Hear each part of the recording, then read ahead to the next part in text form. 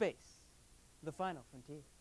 These are the voyages of the Starship Enterprise, its 5-year mission, to explore strange new worlds, to seek out new life and new civilization, and to boldly go where no man has gone before.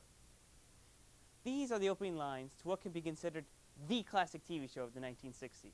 This puts it in league with such shows as I Love Lucy, The Three Stooges, or Rod Serling's masterpiece, The Twilight Zone.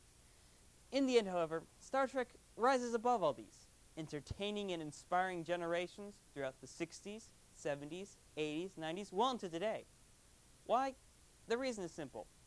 Star Trek is more than fake characters on a fictional timeline. It's a look into the future of human potential.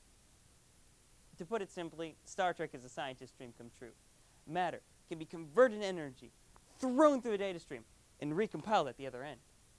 Through a similar process, food and other materials can be replicated out of thin air. Only energy is required. This is based on a theory today that matter and energy are actually two directions along the same road.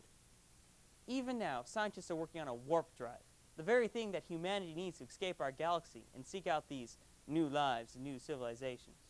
Isaac Asimov's dream of the positronic brain has been realized. Everything that is just theory today has been built and is in practical use in the Star Trek universe. Star Trek is a host to a myriad of alien races, but the show's creator, Gene Roddenberry, wanted to infuse social commentary into his creation. So in every new species we encounter, we find a bit of ourselves. Take the Ferengi, for instance.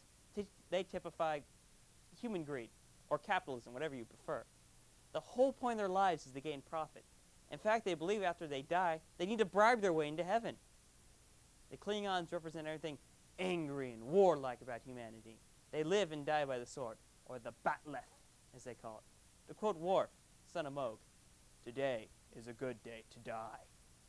The Bajorans represent religion, but it should be noted they become too zealous and are conquered by the Cardassians, who represent everything sly and evil about humanity.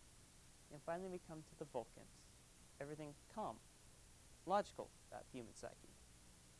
This idea of finding ourselves in others is culminated in Gene Roddenberry's inclusion of IDIC, the Vulcan ideal of infinite diversity and infinite combinations. This was added to remind viewers that why Star Trek is a great science fiction masterpiece. One of its primary goals was to foster cross-cultural understanding.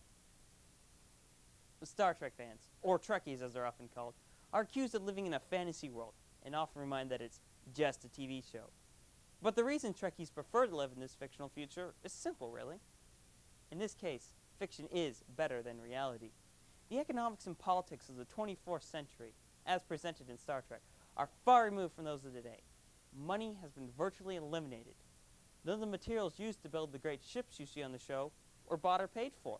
Starfleet officers receive no commission, simply free room and board. Earth has also been drastically changed. To quote the fictional commander Trip Tucker, "We've eliminated war, hunger, and poverty in less than 100 years, and that ain't no small potatoes." He's right. War hasn't been seen on the surface in centuries.